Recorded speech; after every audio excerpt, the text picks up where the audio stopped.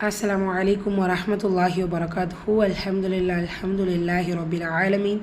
எல்லா புகழும் தூணின் ஜீவான் படைத்த இறைவன் அல்லாஹ் அவன் ஒருவனுக்கே அல்ஹம்துலில்லாஹ். நம்ம சூரத்துல் பையினா பார்த்துட்ருக்கோம். மொத்தமாக 4 வசனங்கள் கம்ப்ளீட் பண்ணியிருக்கோம். இன்ஷால்லா இன்னைய வகுப்பில் 5வது வசனம் பார்க்கலாம் வாங்க.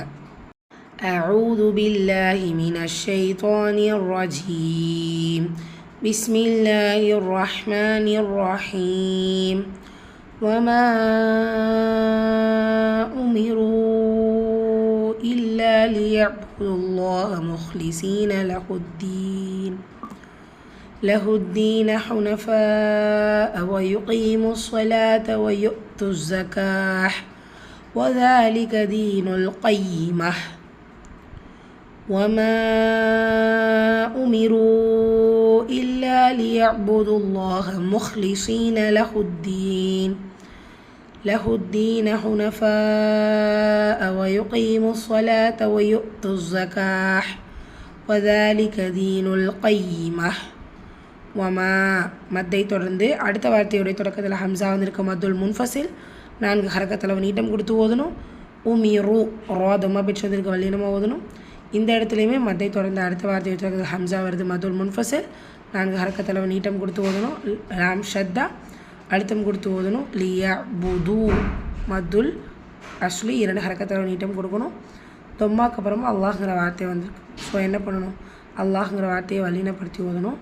முஹ்லிசீன ஹா சுக்குன் பற்றி வந்திருக்கு வல்லின எழுத்து இல்லையா, ஸோ அதற்கான உச்சரிப்பு கொடுக்கணும். சி மத்துல் அஸ்லி 2 ஹரக்கத்தில் நீட்டம் கொடுக்கணும். லஹுத்தீன் தால ஷத்தாருக்கு அழுத்தம் கொடுக்கணும். கூடவே மத்துல் அஸ்லி 2 ஹரக்கத்தில் நீட்டம் கொடுக்கணும். ஹுனஃபா அதை தொடர்ந்து ஒரே வார்த்தையிலே ஹம்சா வந்திருக்கு.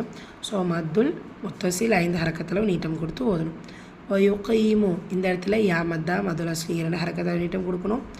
மத்தை தொடர்ந்து ஷத்தாவோ சுக்குனோ வந்துச்சு அப்படின்னா நம்ம அந்த மத்தை கன்சிடர் பண்ணக்கூடாது. யுகீமு ஸலாத்தன்னு ஓதும். ஸோ அதில் ஷத்தாருக்கு அழுத்தம் கொடுக்கணும். இந்த இடத்துல அலிஃப் சகீரா லால ஸோ சலவாத்த அப்படின்னு ஓதிருக்காங்க.